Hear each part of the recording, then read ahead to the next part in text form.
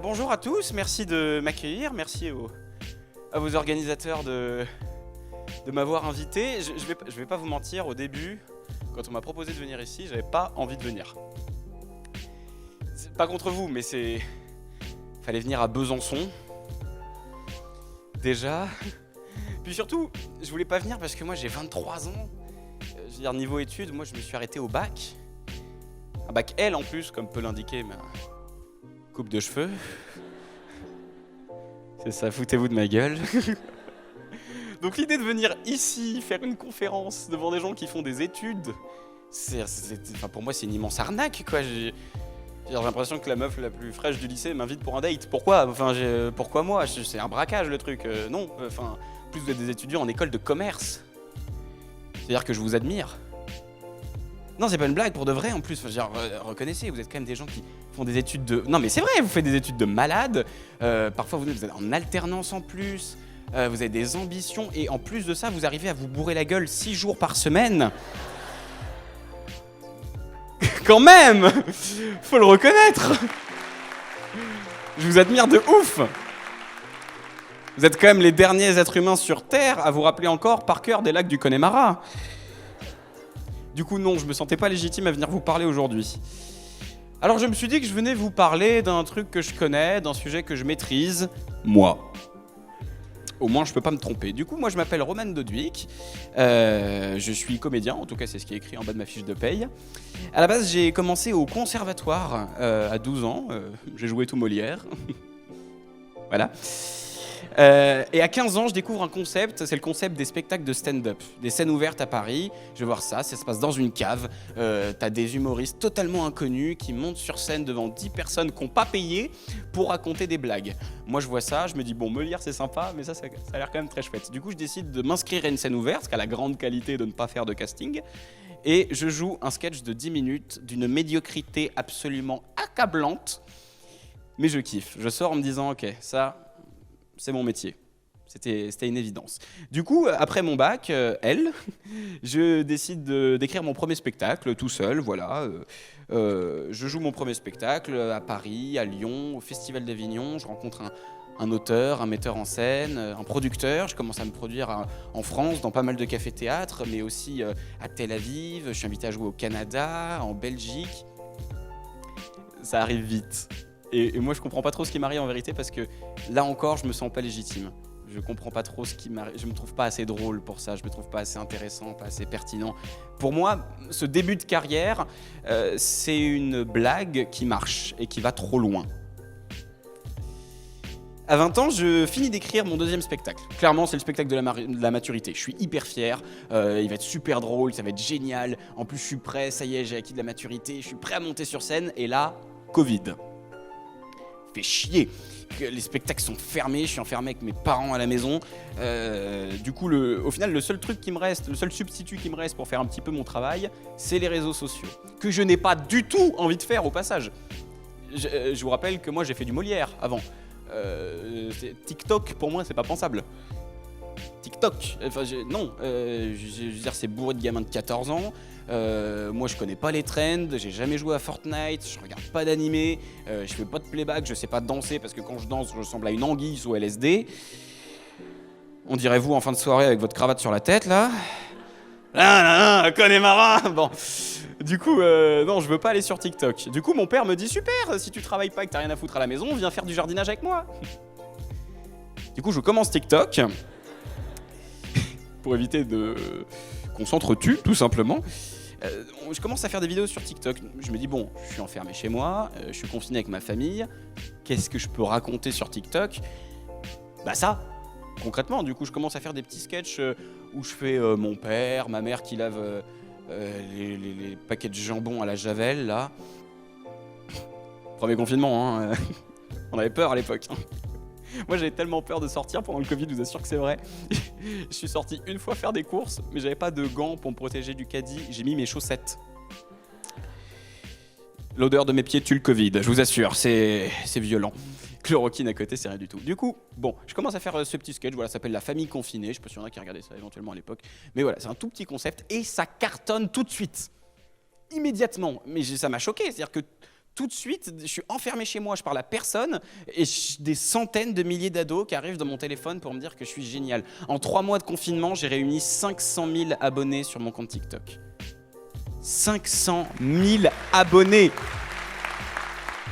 Enfin, je sais même pas ce que c'est, 500 000 personnes, j'arrive même pas à le visualiser. Là, vous êtes 1300 devant moi, j'ai l'impression que vous êtes des millions. 500 000, moi à la base, je fais des spectacles devant 30 personnes max.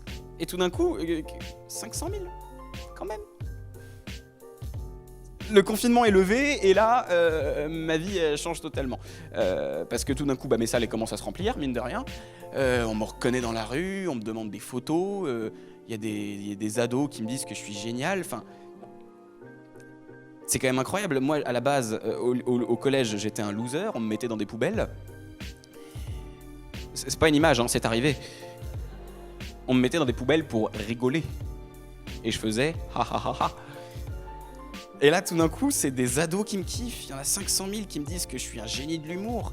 J'ai passé des années sur scène à essayer de me prouver que je valais quelque chose. Et en quelques mois, c'est des centaines de milliers d'ados seuls dans leur chambre qui finissent par me le prouver. Et encore une fois, je me sens pas légitime. Comme quoi, le syndrome de l'imposteur, il s'accroche plus que ton ex toxique. Hein, c'est violent. Alors évidemment, moi je continue, je m'attaque à Instagram, à YouTube, les abonnés affluent, les vidéos s'enchaînent, la grande machine se met en route. C'était pas prévu, mais j'ai dû m'adapter et créer du contenu pour un public qui ne me ressemble pas. Parce que, encore une fois, moi, mes abonnés ont majoritairement entre 12 et 18 ans. J'en ai 23, il y a au moins 5-6 ans de différence avec les aînés. Du coup, j'ai dû mettre en place une certaine forme de créativité pour réussir à les atteindre. Je vous propose de vous expliquer comment ça marche, cette créativité. Jusqu'à il y a 3 ans, moi, ma seule contrainte, c'était d'être drôle. Ça paraît un peu évident, mais c'est l'objectif. Quand tu fais un one-man show, le baromètre, c'est le rire. Tu le mesures direct si ça marche ou pas, et des fois, c'est douloureux. Donc voilà, quels que soient les sujets que je veux aborder, le contenu, l'angle, il faut que je sois drôle. Dans un one-man show, on parle d'un rire toutes les 7 secondes. 7 secondes, c'est-à-dire difficile de mettre une réflexion là-dedans. C'est surtout qu'en plus, pour être drôle, la prime est souvent à la facilité. Si. Beat. C'est ok, il y en a un qui... Ça, j'avais pas prévu de le faire. Mais je me suis dit, je peux pas être payé par une école de commerce pour parler si je passe pas le mot beat à un moment ou à un autre. Enfin bref. Je vais partir vite après, très vite, très très vite. J'ai un hélicoptère qui m'attend devant. Donc, c'est pas évident.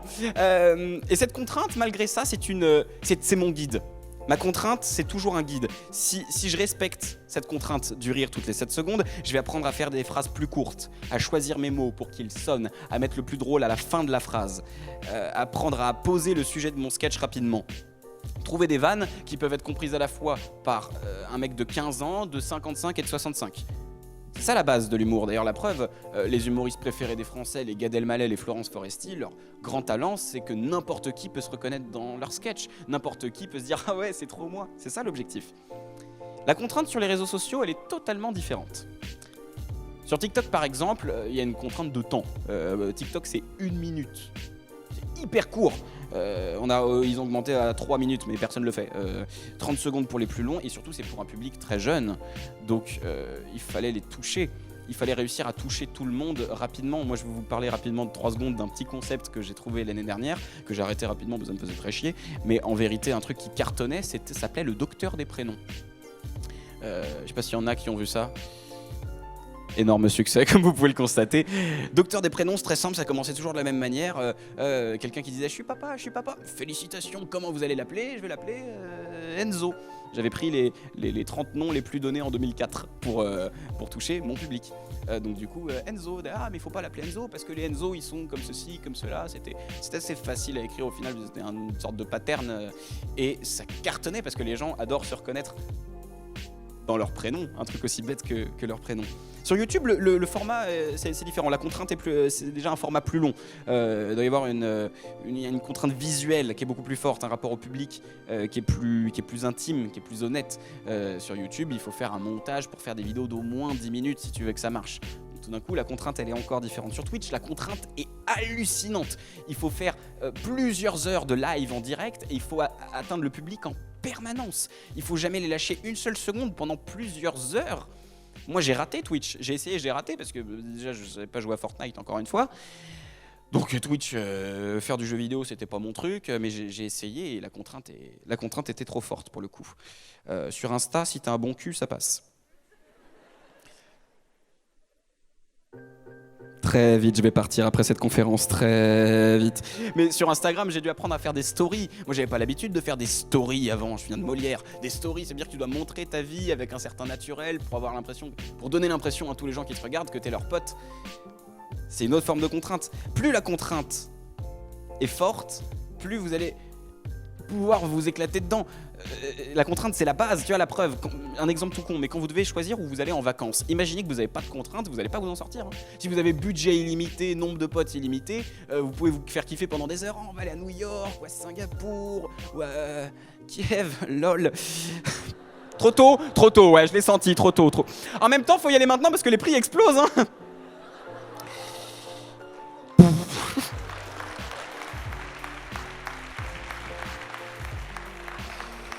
Très vite, je vais partir après, très vite. Mais si vous avez... Donc vous n'allez pas vous en sortir, vous pouvez vous faire kiffer pendant des heures à choisir où vous allez en vacances. Dans un mois, vous serez encore au milieu du salon en train de vous demander où vous allez. Si vous avez une contrainte de budget, vous savez que votre pote, il aime pas l'avion, l'autre, elle a besoin d'un certain confort, et tout d'un coup, vous allez resserrer, d'accord, donc on va partir en France, il faut plutôt un budget... Ouais, non, il faut pas une grande ville, à la mer, ça paraît un peu... Et voilà, tu finis à Besançon. Oh. Ici, vraisemblablement. Ensuite, une fois que la contrainte est posée, le meilleur allié que je peux avoir, moi, pour toucher les autres, c'est moi. Ça paraît complètement antinomique, ça paraît absurde, mais si vous voulez toucher les autres, il faut parler de vous. C'est la clé pour réussir à atteindre un public. En parlant de soi, en allant dans le détail, en creusant ses propres ressentis, c'est comme ça qu'on va toucher les gens et les amener, l'air de rien, à s'identifier. À les ramener à leur histoire, même si elle est très différente de la nôtre. Tu vois, par exemple, Baudelaire. Oui, je me compare à Baudelaire. Je vous ai dit, j'ai un melon comme ça. Baudelaire, qu'est-ce qu'il fait ? Il passe son temps à parler d'amour, de ses déceptions, de ses ruptures, de sa souffrance. C'est pas la mienne, et pourtant, je la ressens. Et quand il me parle de ses souffrances, ça me ramène à mes souffrances. Et moi, je suis obligé de partir de ça quand j'ai envie de faire rire les gens, en plus de la souffrance. Parce que, sachez-le, on fait pas rire avec un truc joyeux. Hein. La preuve Kiev, vous êtes mort de rire. Et c'est ça, moi je dois partir de ma souffrance en permanence pour avoir du recul en tant qu'humoriste et ensuite en faire quelque chose de drôle. Ça rend ma vie d'ailleurs super chelou parce que par exemple je me suis fait larguer il y a pas longtemps, là, il y a 1 an. Et le premier truc que je me suis dit quand je me suis fait larguer, c'est yes, je vais faire plein de sketchs sur la rupture. Et j'en ai fait. Je suis mon meilleur sujet d'écriture. Je dois passer ma vie et mes ressentis au microscope en permanence. C'est un de mes plus grands exercices, mais c'est pas le seul.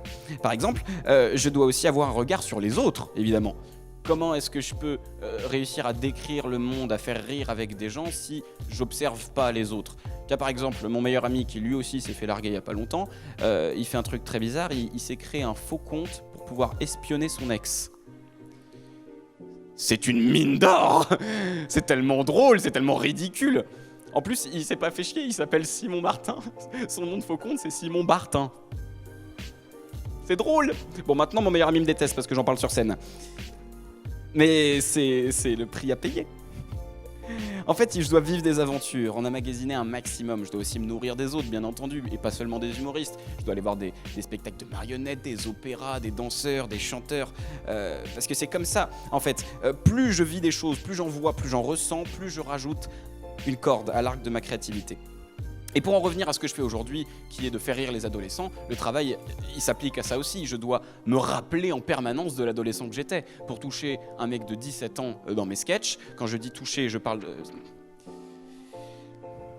Ouais, non, celle-là non. Mais en tout cas, pour intéresser quelqu'un qui a 16 ans, je dois me rappeler de moi, comment j'étais à 16 ans. Donc, je dois aller faire remonter des trucs que j'avais pas du tout envie de faire remonter. Mais c'est comme ça que je peux arriver à leur parler. En gros, plus c'est douloureux et personnel, plus c'est drôle et universel. Donc mon premier amour, ma première fois, mes potes, mes crushs, mes darons, mes profs, mes notes et ma poubelle. Perdu ma ligne.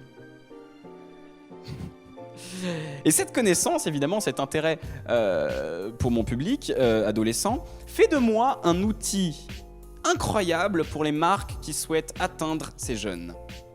On va parler placement de produits. Ça va être intéressant. Je savais pas du tout qu'ils allaient mettre cette image-là. Qu'est-ce que c'est que cette merde ? Oh, c'est un de mes premiers sketchs sur YouTube, c'était mauvais en plus. D'accord. Je connais clairement pas assez pour que vous voyez ça de moi. Donc oui, pour intéresser pour les marques, c'est encore autre chose. La créativité pour les marques, je vais essayer déjà de vous expliquer pourquoi est-ce que les marques sont intéressées à travailler avec moi. Aujourd'hui, je fais partie d'un des 50 comptes TikTok les plus influents en France, avec près de 2 500 000 abonnés. J'en ai 325 000 sur Instagram, autant sur YouTube. Je suis le petit dernier de ma famille, mais j'ai près de 3 millions de petits frères et de petites sœurs à travers la francophonie. Vous en doutez, tout ça, en plus d'une belle histoire, représente un potentiel lucratif absolument hallucinant. Et peu après la découverte des réseaux sociaux, je découvre le cœur de l'activité économique qu'il incarne, l'influence. En gros, payer des jeunes pour dire à des plus jeunes comment dépenser leur argent. Ça, c'est génial. C'est génial et en même temps, c'est terrible. Parce que du coup, la contrainte ici, alors là, c'est un bordel. Je dois réunir tellement de contraintes quand je fais un placement de produit. Parce qu'il faut à la fois que la marque soit satisfaite de ce que je produis. Et c'est compliqué de satisfaire une marque. Parce qu'en plus, c'est des marques qui ne sont pas gérées par des gens de 20 ans qui sont professionnels de TikTok. C'est des marques qui ont des directeurs commerciaux, qui ont la cinquantaine, qui n'ont jamais foutu les pieds sur TikTok et qui visiblement savent mieux que moi comment faire mon boulot. Je la sens la haine un petit peu quand même. Je dois les satisfaire parce que c'est mes clients. Donc ils doivent être contents et en plus ces gens-là, ils ont peur de l'humour, ils ont peur de sortir des sentiers battus. C'est pourtant ça qu'il faut faire. Quand on est moi, pour faire kiffer mon public, parce que ça, c'est encore une autre contrainte, je dois faire kiffer mon public, qui ne doit pas avoir l'impression que je lui vends des trucs en permanence. Donc il faut que je réussisse à faire plaisir à la marque, au public, à moi en même temps, histoire que je puisse me regarder dans la glace, et pas juste me contenter de dire, vous avez vu, ces chaussures, elles sont super. Il y a énormément de contraintes. Je vais vous donner un exemple que je ne devrais pas vous donner. J'ai travaillé il y a quelques mois pour une marque que je ne citerai pas, mais qui s'occupe de chemin de fer en France. J'ai cité personne.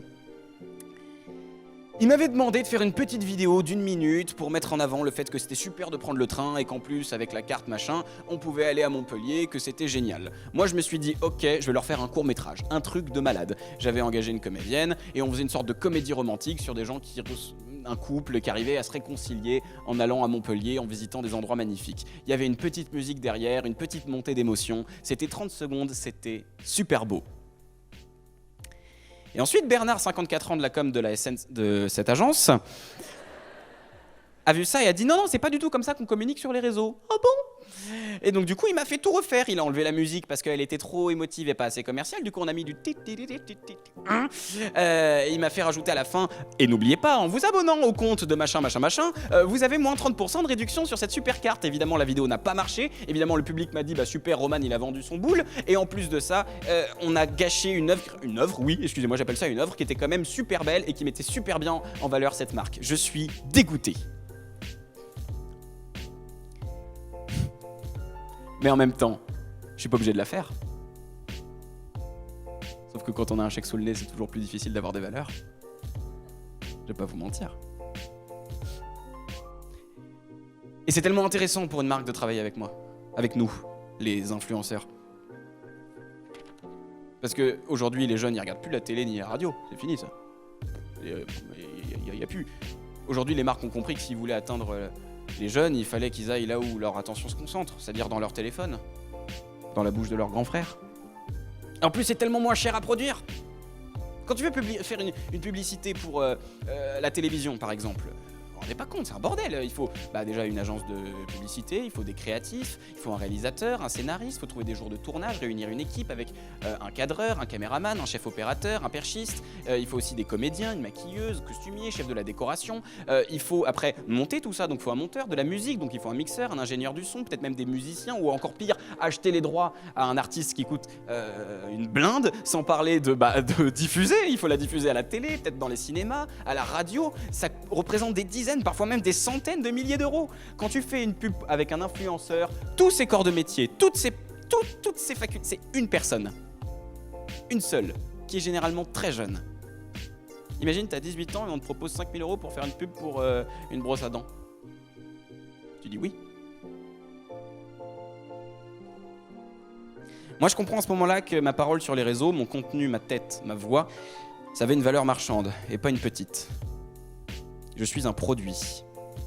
J'ai un prix. J'ai une cote qui se mesure au nombre de mes petits frères et de mes petites sœurs à qui j'ai convaincu d'acheter cette superbe brosse à dents. Vous le voyez venir ? Le problème.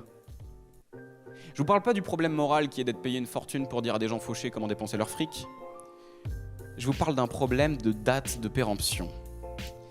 Le public des réseaux se lasse à la vitesse de l'éclair. Combien de temps avant qu'un mec plus jeune, plus beau, ça va pas être difficile, et plus drôle que moi débarque pour me remplacer ?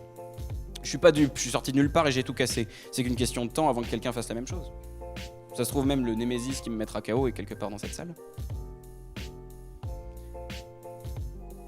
La créativité est au cœur de mon travail. Je me dois d'être créatif tous les jours, sur scène, sur les réseaux et pour les marques. Comme ça que je remplis mon frigo. Et j'ai beau avoir des abonnés, une notoriété, une réputation, à chaque fois que je monte sur scène, à chaque fois que je publie une vidéo, je remets mon titre en jeu. Dans un monde où en plus tout va très vite. Il faut être actif en permanence. Tu peux jamais te reposer sur tes lauriers sur les réseaux, parce que tes lauriers ils disparaissent aussi vite qu'une story, au bout de 24 heures. Un mois d'absence sur les réseaux, c'est 10 ans d'absence au Noël familial. Tu reviens, t'es qui ? Et en plus, on est tous à un scandale de s'effondrer. McFly et Carlito, par exemple. C'est 10 ans de carrière sur Internet, quasiment autant en radio. C'est 8 millions d'abonnés, des centaines d'heures de programmes. Une chanson un peu ratée, c'est la risée d'Internet. Et à côté de ça, t'as un mec qui va dans une église pour faire un twerk en crop top. 30 millions de vues. Hier soir, c'était son 3e passage dans Touche pas mon poste. Je fais quoi ? Je vais dans une synagogue ou j'apprends à danser ? On aime autant amener un artiste sur un trône que de le jeter aux oubliettes.